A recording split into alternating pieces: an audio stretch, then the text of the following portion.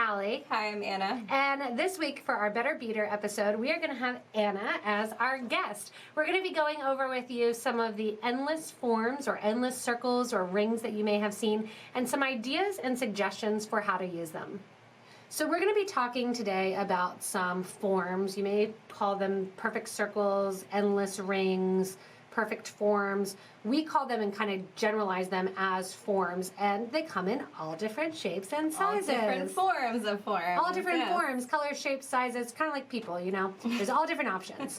So when looking at them, one of the things that Anna and I were just discussing is the idea of how cool we like them just being open. Yeah, I like them just the way they are. You could just take jump rings and attach them and just make a cool chain link bracelet or necklace.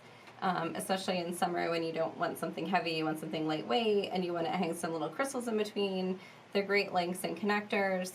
But, of course, we like bead weaving, so... And we can bead with them, too. So you may be most familiar... So we complicate it a little bit. We do. You might be most familiar with some of the rings or the circles. We've used them in the Endless Summer pendant. We've used them on the back, interestingly enough, to help hold the Dahlia pendant.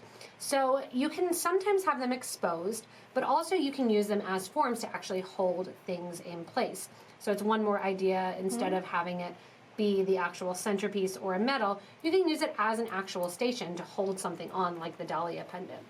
I like when they're exposed, when you can see them. I do too. And you make them as part of the design. I know Puka uses them a lot in her different designs, all the different sizes, and that's actually one of the reasons we were inspired to get them for the different forms that we have. So when we started out with the circle forms, and we've kind of really grown from there. That we're like, there's also squares and triangles. Yeah. And guess what? And we can still bead on those. And we can bead on those. And there's rectangles, and there's iris shapes or marquee shapes. There are hexagons. I love the hexagons. The I think hexagons those are really fun. cool. Yeah. I thought I grabbed a hexagon, but I guess I didn't. I started beading a different hexagon in there. There's also infinity signs. There's crosses. Yes, there's drops. Teardrops. I have some drops on right now that I'm wearing. These are some earrings I made. But yeah, just that drop shape. And just having fun with the color. Oops, I didn't see that. And then, it's like it's on my head. Right on you. Right yeah, there. It's working right there on my head. And we've used them in a number of different videos. But I really wanted to get the idea, because we've had a lot of people ask, number one, the earrings that I've been wearing on some of the videos, these are from the Imbera tribe. And that is a tribe of indigenous people in the country of Colombia that we are supporting through sending beads, as well as because people are limited as far as tourism and travel and making money. We actually just purchased some of the earrings that they have made, and we'll have them for sale on our website. But they also are another idea of, hey, they're using perfect forms too. Yeah. So it's a lot of brick stitch around the forms. It's going to be the easiest way to kind of attach to them, like Anna did in what she's calling her tambourine or the earrings she's shown. No, because you can bang on her tambourine a little bit. But you can really play around with brick stitch. One thing that I really do like the look of, though, also is using some wire with them. So kind of doing that steampunk earring where you're wrapping them together, or using... This is a little daintier. This is good for weddings or... Yeah, I anything think where like you want to make it a little more formal, use the wire and some crystal. Yeah, this is 24 gauge wire or 26 gauge wire going around with some just Potomac crystal rondelles in 3x4. And I actually had done these in birthstone colors of my kids. And then what I did is I put them on a chain, hung them long, and had little charms going along with it too. So it was, I have a blue one and I have a crystal one, and I had other colors. They've disappeared. I don't have them now. They disappeared after a couple of years. But this is a couple of years old. But showing the idea that not only can you work with wire with them and seed beads, but you can really kind of do a mixed media version of them. Yeah, and I love this. That's the new Blue Jay pendant. This is really cool because now you're showing, let's connect them. Let's use the connected ones as a base, build off of it. So you're kind of going crazy with this one because you've now got multiple ones. You're putting something in the center here and bead weaving around that. And you're doing the embellishment on the outside with the brick stitch. Correct. All kinds of stuff. Yeah, so this was kind of a mixed media project almost. I really love how you can't get lines and you can't get forms sometimes with wire or with brick stitch. And that's really the idea of connecting these together, making them your own. And then I've been playing around with the idea of not only using the same thing to do a form like in this Blue Jay, but I want to do some where I'm putting different ones together as well too. So you have different shapes going off of one another, where you have a hexagon sitting on top of a rectangle, or you have the drop on top, stacking them up and really having fun.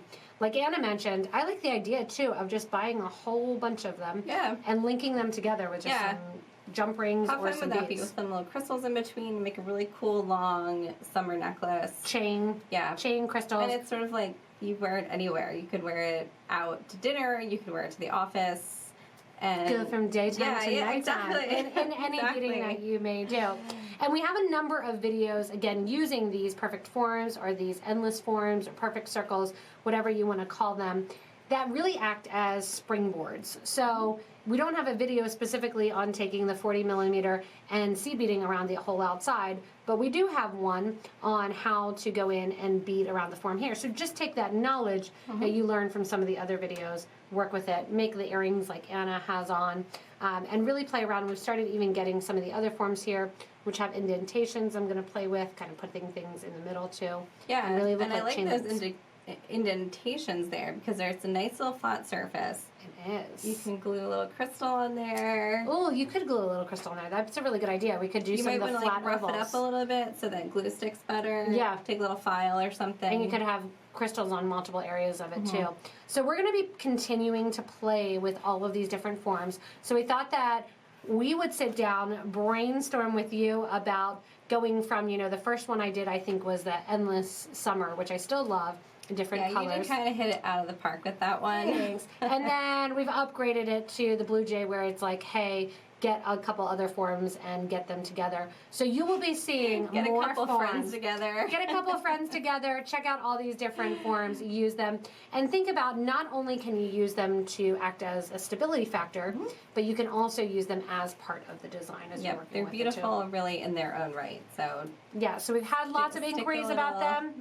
We thought we would show them to you, bring them to you. You can look at them, get tons of ideas, lots of inspiration, and really look and play with mapping out what beads fit inside. And I'm seeing already different patterns in there that people have done, just going back and forth, almost in a chandelier style bracelet, or almost acting like these are the sides of your loom too. Exactly, yeah. You could do like a fishtail where you just kind of do a figure 8 back and forth with some beads. Tons of ideas. Endless options. One of the things that we do request from you is to show some of the pictures, in addition to commenting below and liking, show some of the pictures in our Facebook group for beading and jewelry making of all of the different things that you have made with some of these endless or these soldered or these perfect or these form rings. They can be all kinds of different names when we've looked them up. We settled on forms. So if you are looking for some of the different forms and you search on our website in that little search bar, type in form, and these will all come up for you in all of their glory, all the different colors, their shapes, their sizes, and whatnot that we keep adding more and more to. And what do you know? Maybe they will show up in a box someday too.